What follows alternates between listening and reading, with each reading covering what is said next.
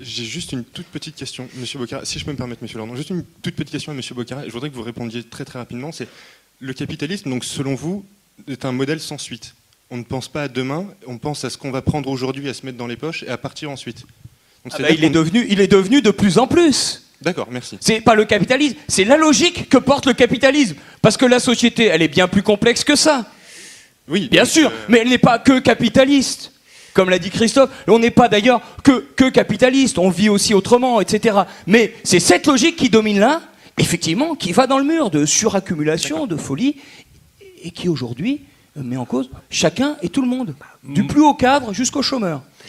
Moi, je vais répondre aussi en partie à votre question en apportant ma petite contribution, puisque nous sommes lancés et bien chauds, à ce tableau d'ensemble de l'inefficacité patentée, non pas du capitalisme en général, mais d'un certain type de capitalisme, celui dans lequel nous vivons.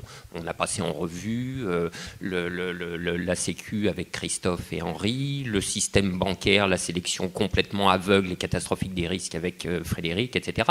Il faudrait, parce que c'est peut-être l'une des formes institutionnelle structurante du capitalisme présent, il faudrait parler des brillantissimes résultats du capitalisme ou des entreprises sous contrôle actionnarial, et je devrais dire sous empire actionnarial, car là il y a quand même un sacré sujet. Je veux dire, il y a eu une transformation des structures financières pendant les années 80 qui, vous le savez, a conduit à redonner tout pouvoir à l'actionnaire en rupture avec l'époque fordienne qui était celle, comme l'avait dit John Galbraith, de la technostructure, des managers seuls maîtres après Dieu, dont je ne dis pas que c'était le paradis sur Terre, mais enfin on a vu ce qui a suivi.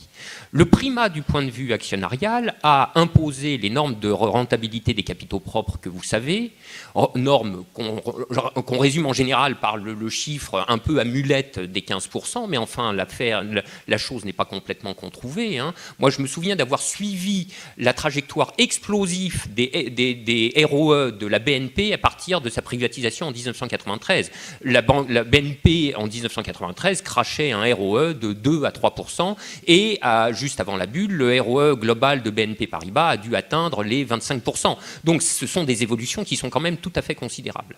Or, nous vivons là dans un système qui marche littéralement sur la tête, puisque les actionnaires eux-mêmes interdisent tout investissement qui ne passe pas la barre de rentabilité des 15 ou quelques autres pourcents. Moyennant quoi, les entreprises découragées d'investir si elles ne satisfont pas les conditions actionnariales qui leur sont imposées sont sommées de restituer le cash déclaré oisif par les 10 actionnaires, qui sont ceux-là même qui l'ont empêché de s'investir, vous me suivez, avec des opérations de buyback dont vous connaissez absolument l'énormité. On l'a vu encore récemment avec Apple qui rend son cash aux actionnaires.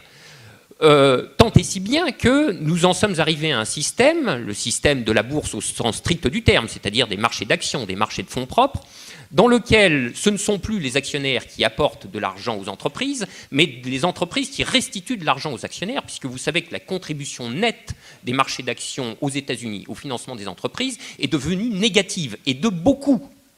Moyennant quoi, nous sommes dans un capitalisme qui a des propriétés dépressionnaires sur l'investissement, par inhibition actionnariale.